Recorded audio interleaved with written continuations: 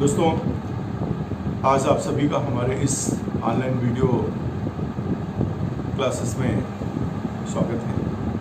आज आप लोगों को यूपी स्पेशल में हम यूपी की जनगणना के बारे में बताने जा रहे हैं।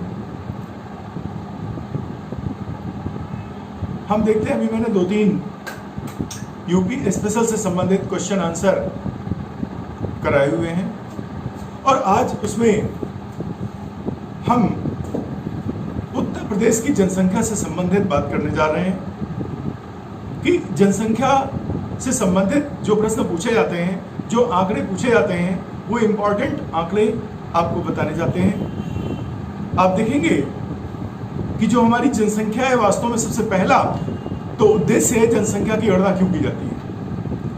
जनसंख्या की गणना अपने कुशल प्रबंधन और प्रशासन के लिए बहुत महत्वपूर्ण है, क्योंकि यदि किसी राज्य को अपने देश, अपने राज्य की जनसंख्या के बारे में पता नहीं है तो कैसे उसका प्रबंधन करेगा,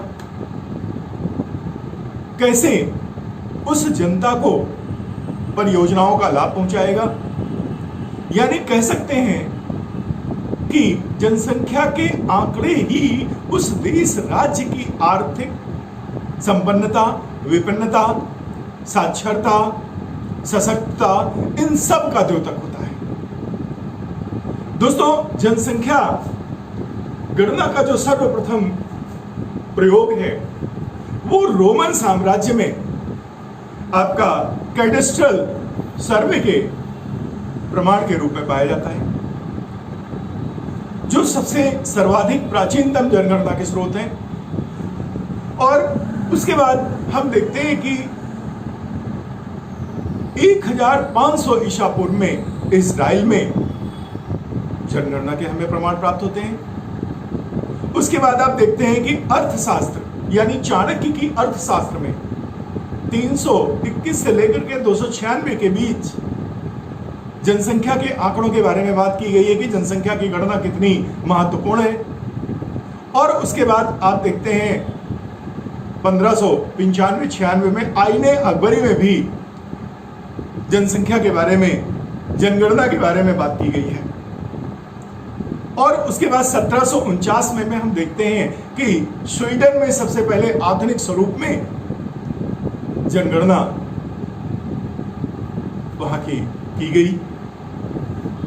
और 1801 में इंग्लैंड ने अपने यहां जनगणना कराई, वहीं 1875 में अमेरिका में हुई।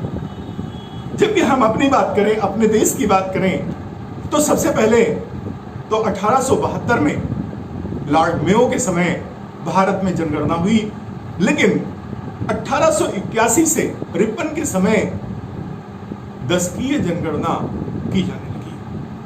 यानी जो आज हमारी जनसंख्या गणना का जो स्वरूप चला आ रहा है वो हमारे देश में 1881 से सतत प्रक्रिया के अधीन किया जाता है। और ये जनसंख्या के आंकड़े हर 10 वर्षों में सर्वे कराने के बाद एकत्रित करके उनको गजट आउट किया जाता है। 10 वर्षों के बाद पुनः हमारे देश की जनगणना होती है। उससे हमें यह पता चलता है कि हमारे देश की जनसंख्या कितनी है। अब हम अपने देश की, अपने राज्य की स्थितियों का अवलोकन अपनी जनसंख्या के आंकड़ों के आधार पर करने का प्रयास करते हैं कि हमारी साक्षर जनसंख्या कितनी है, हमारे देश का जनघनत्व कितना है। आप देखिए, हर सुविधा, हर प्रशासन जनसंख्या के आधार पर अलॉट होता है। आप देखिए, सरकारी अस्पताल, स्कूल, कितनी जनसंख्या है तो डिग्री कॉलेज होगा, कितनी जनसंख्या है तो हमारा प्राइमरी स्कूल होगा, कितनी जनसंख्या है तो हमारा सरकारी अस्पताल होगा, फिर कितनी जनसंख्या है तो उस पर कितने बेड का होगा। सब हमारी जनसंख्या के आधार पर, यानी आपको लाभ पहुंचाने के लिए जनसंख्या के आंकड़े कितने अपरिहार्य हैं। अब आपको प्रश्न ये उठता है कि वास्तव में जनसंख्या का अध्ययन किस विषय में किया जाता है। आप देखिए, किसी भी मैगजीन में जनसंख्या के आंकड़े हम इकट्ठे करने लगते हैं, प्रश्न पूछे जाते हैं, लेकिन क्या आपने कभी यह सोचा कि आखिर ये जनसंख्या के आंकड़े हमारे आते किस विषय में, हमारे किस विषय का पार्ट है, किस विषय का सिलेबस है? तो हमारा एक वीडियो शायद अभी प्रेषित नहीं हुआ, शूट हो चुका है, जिसमें भूगोल की शाखाओं का अध्ययन, उसमें आपको स्पष्ट मिल जाएगा जो हमारी भूगोल की दो प्रमुख शाखाएं हैं, भौतिक और मानव भूगोल। तो मानव भूगोल का एक जनसंख्या भूगोल एक अपने आप में एक ब्रांच है, एक शाखा है, उसी के अंतर्गत जनसंख्या के आंकड़ों का अध्ययन किया जाता है। ऐसे नहीं कि समसामयिकी में यूं ही मिल जाता है। अगर विषयवार आता है, अगर ये आपसे प्रश्न पूछ दिया जाता है इन आंकड़ों का अध्ययन किस विषय में करते हैं, देन ज्योग्राफी में करते हैं, ज्योग्राफी की मानव भूगोल शाखा में करते हैं। अब बात आती है, आज हम भारत का न बता करके अपने उत्तर प्रदेश के बारे में बताएंगे। हमारे भारत के भी आंकड़े बहुत महत्वपूर्ण है, लेकिन यहां उत्तर प्रदेश विशेष यानी यूपी स्पेशल पढ़ रहे हैं, इसलिए हम केवल उसकी बात करेंगे। जिस प्रकार से भारत की साक्षरता, भारत का लिंगानुपात, भारत का जनघनत्व अपने आप में वैश्विक मंच पर अपना एक अहम रोल निभाता है, ठीक उसी प्रकार से हमारे उत्तर प्रदेश का जो जनसंख्या और उसके जो आंकड़े हैं, वो भी हमारे उत्तर प्रदेश का परिदृश्य अवलोकित करता है। सबसे पहले आपको बता दें कि उत्तर प्रदेश अपने संपूर्ण भारत की जनसंख्या कितनी रखता है? 16.49%,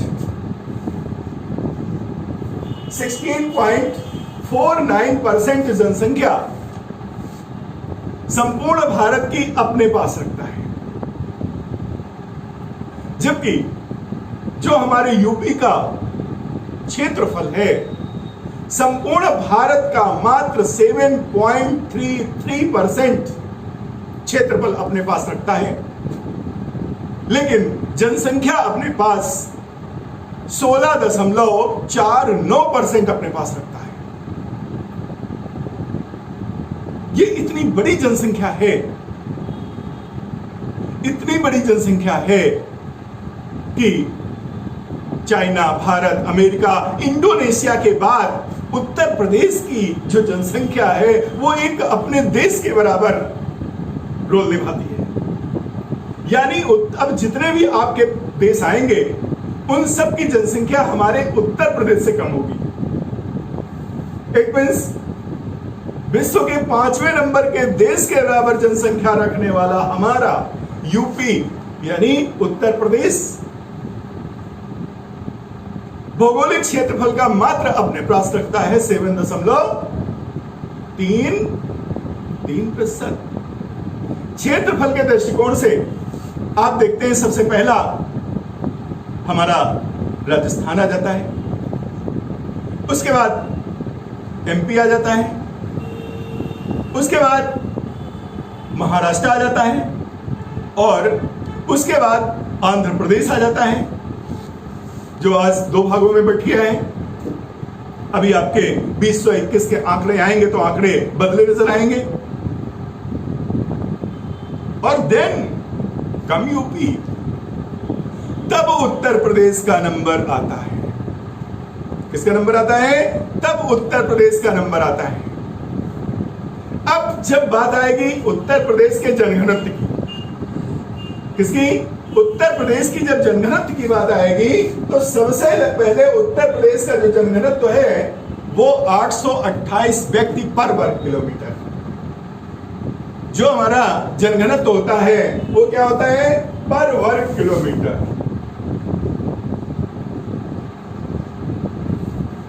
पर वर्ग किलोमीटर यानी 1 किलोमीटर में कितने आदमी रहते हैं? 828। अब अब जब हम उत्तर प्रदेश की चर्चा कर रहे हैं तो साथ में अपनी डोमिसाइल डिस्ट्रिक्ट और पड़ोसी डिस्ट्रिक्ट के बारे में बात कर लें। यानी कानपुर में 1449 व्यक्ति पर वर्ग किलोमीटर में रहते हैं कानपुर नगर, और तो उन्नाव में हमारे रहते हैं 682। उन्नाव में कितना रहता है? 682 व्यक्ति पर वर्ग किलोमीटर। तो वही आपकी राजधानी, हमारी जो राजधानी है यानी लखनऊ है, कितना रहता है? 1815। कितना रहता है? 1815 हमारे लखनऊ में है, यानी क्या है? पर वर्ग किलोमीटर।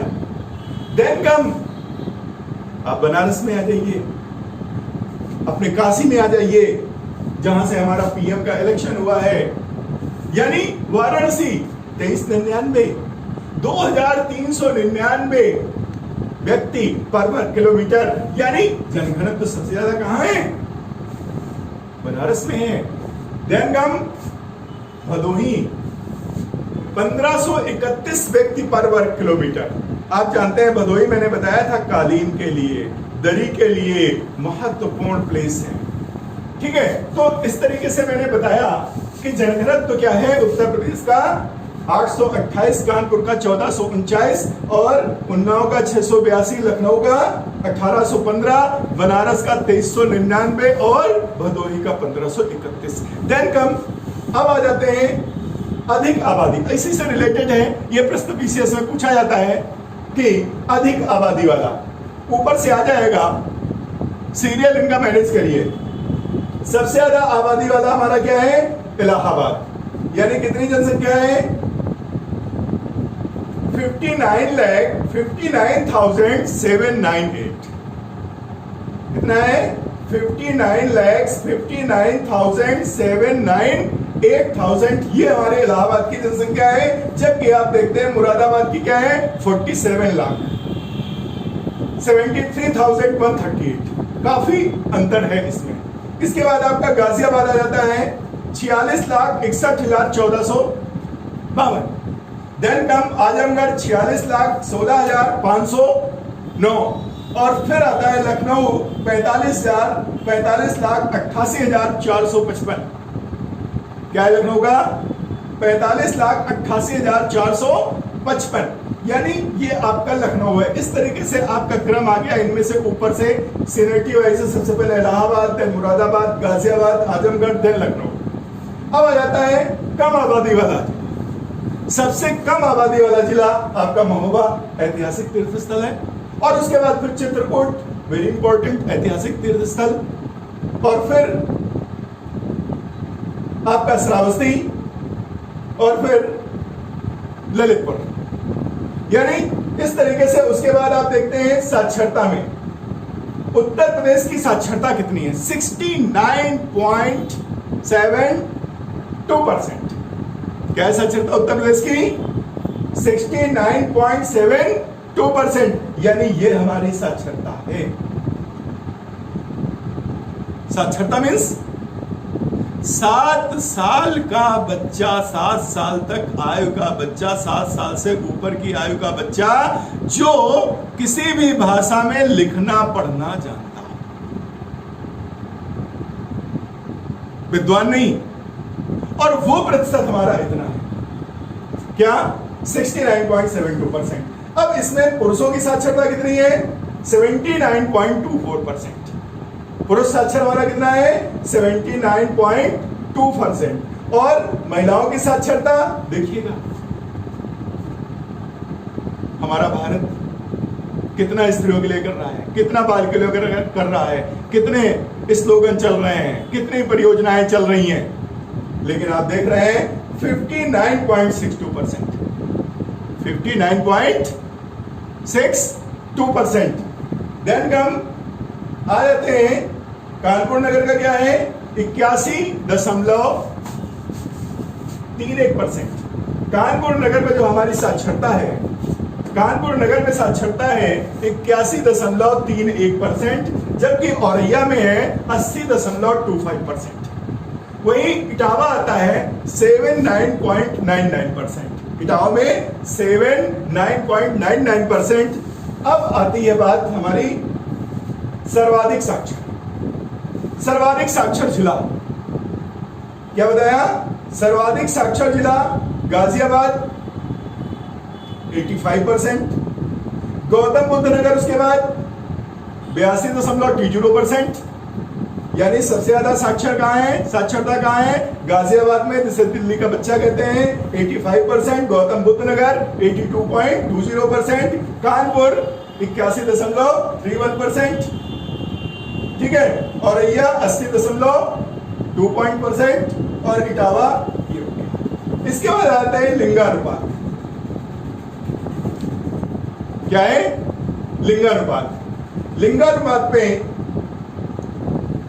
आपके उत्तर प्रदेश का लिंगानुपात 908, यानी 908 908 पर 1000 मेल्स, यानी 1000 पुरुषों पर कितने? 908 महिलाएं। लिंगानुपात का रेशियो क्या होता है? पर 1000 पुरुषों पर राज्य में, जिले में, देश में कितनी स्त्रियां हैं? तो क्या हो गया? 908। ये आपका 908 लिंगानुपात हो गया उत्तर प्रदेश का। देन अब आप अपने डिस्ट्रिक्ट में देख लीजिए, उन्नाव में 901 लिंगानुपात, उन्नाव का 901 है। कानपुर का है 892। 892। कानपुर कितना शिक्षित है अब आप देख लीजिए। कानपुर का लिंगानुपात 852, क्योंकि आप देखते हैं कि कितने पैथोलॉजी हैं, तुरंत जांच हो जाती है। भ्रूण हत्याएं कितनी मैक्सिमम होती हैं, जितना पढ़ा लिखा एरिया होता है उतना ज्यादा होता है। देवरिया 813, आजमगढ़ 81, जौनपुर 1018। लिंगानुपात सबसे ज्यादा कहां है? जौनपुर 1018। जहां पर ज्यादा डेवलप है वहां पर क्या है? भ्रूण हत्याएं ज्यादा हो रही, सुविधाएं ज्यादा हो रही।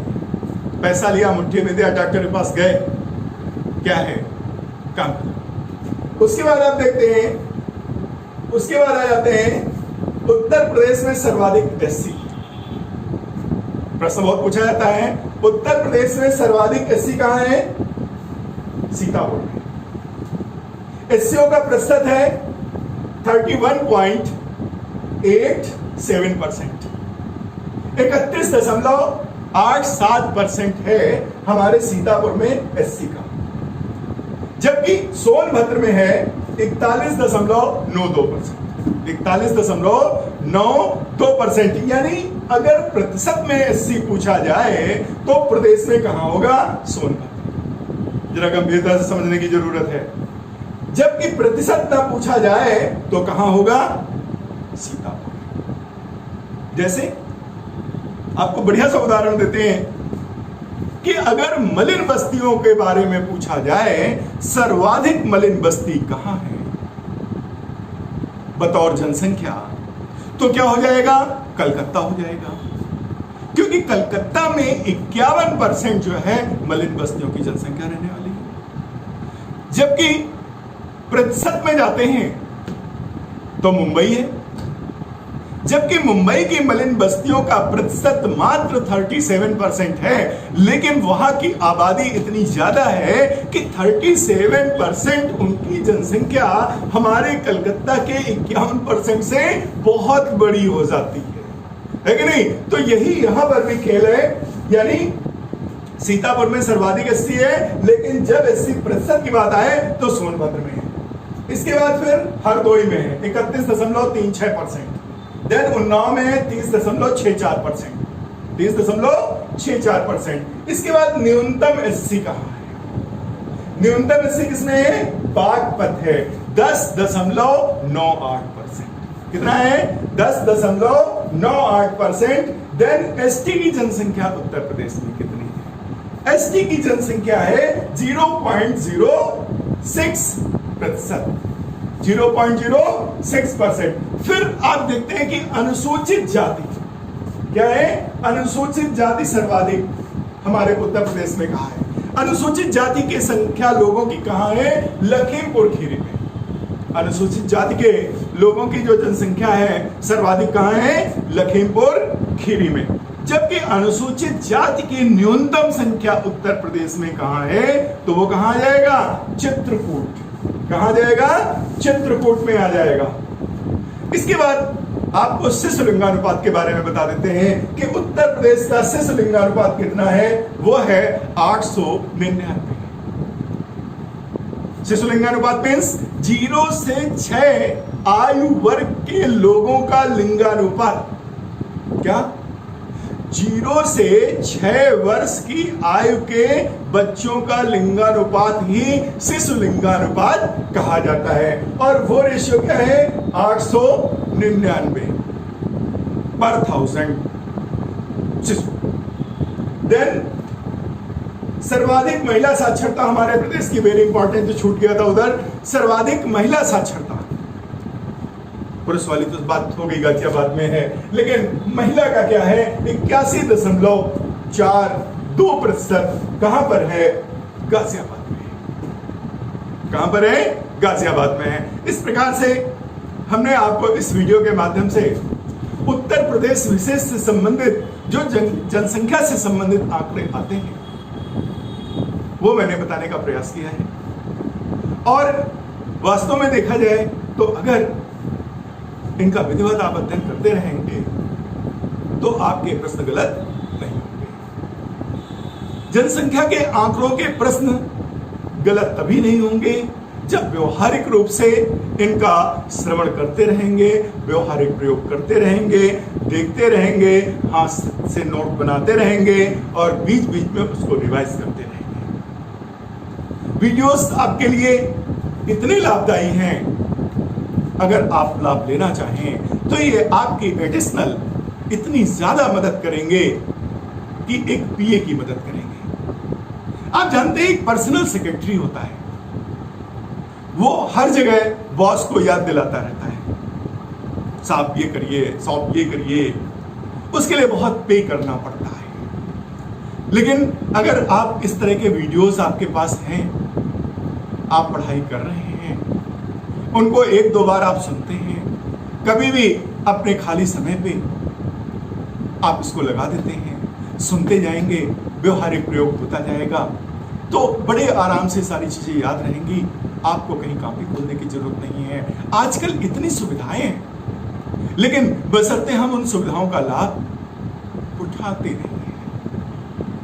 उन सुविधाओं का लाभ उठा लें तो हम कहां पहुंच जाएं।